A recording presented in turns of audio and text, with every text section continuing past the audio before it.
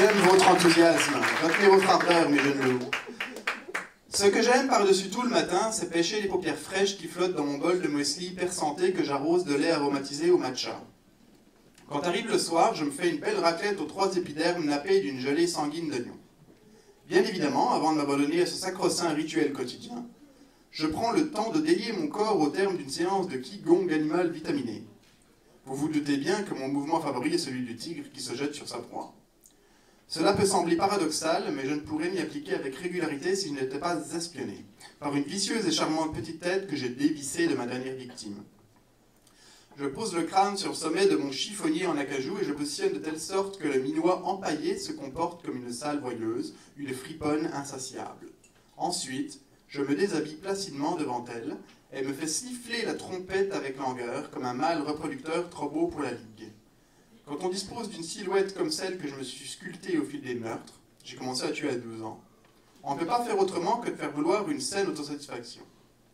À ce sujet, si on estime si peu les gens vantards mais ta vie, c'est que parce que nous-mêmes ne pouvons compter sur aucune capacité remarquable. Ce qui est bien dommage et malheureusement fort répandu. Toutes les femmes que j'ai besognées, à l'exception des 10 rousses qui ont croisé ma route, ont fini dépecées dans mon jacuzzi en forme de cœur. Ceci dit, je n'ai aucun pouvoir sur les Red. Ces femmes tonnerres me désarment entièrement. C'est pas compliqué. Toutes les anomalies reproduisent cet effet sur moi. C'est pour ça que j'ai besoin de la science-fiction pour m'apaiser et me permettre de faire profil bas, lorsque j'aurai le goût de purger mon immeuble de tous les âmes éteintes.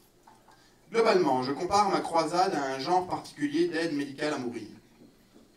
À la manière dont ces femmes faisaient l'amour, il est clair qu'elles ne prenaient aucun plaisir à leur misérable existence avilissante.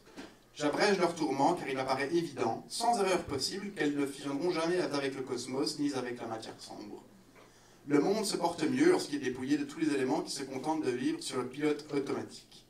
Mon éthique et mon hygiène. Les plus dégourdis d'entre vous auront découvert que je suis cannibale par obligation.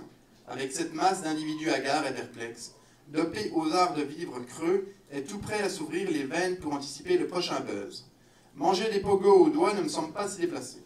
Tout étant légal par ailleurs, je ne suis pas du tout un disciple de Feyerabend. Je ne crois pas que tout soit bon. Par exemple, des yeux de nouveau-nés amalgamés font du très mauvais caviar et ne se mélangent pas du tout avec le champagne.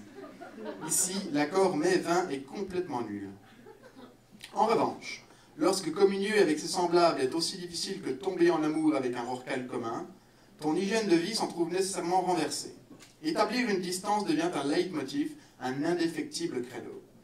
Pour un homme aussi symbolique, dégénéré que moi, même les sociopathes autorisent des épisodes d'autocritique de temps à autre, voyez-vous, s'inspirer du petit livre rouge révolutionnaire de Mao pour s'autoriser la constitution de destin sanguinaire précoce fut chose facile. N'importe quoi, pourvu que l'on terrasse le sentiment d'inanité. Et je vous remercie d'applaudir le texte d'Olivier Boisvert.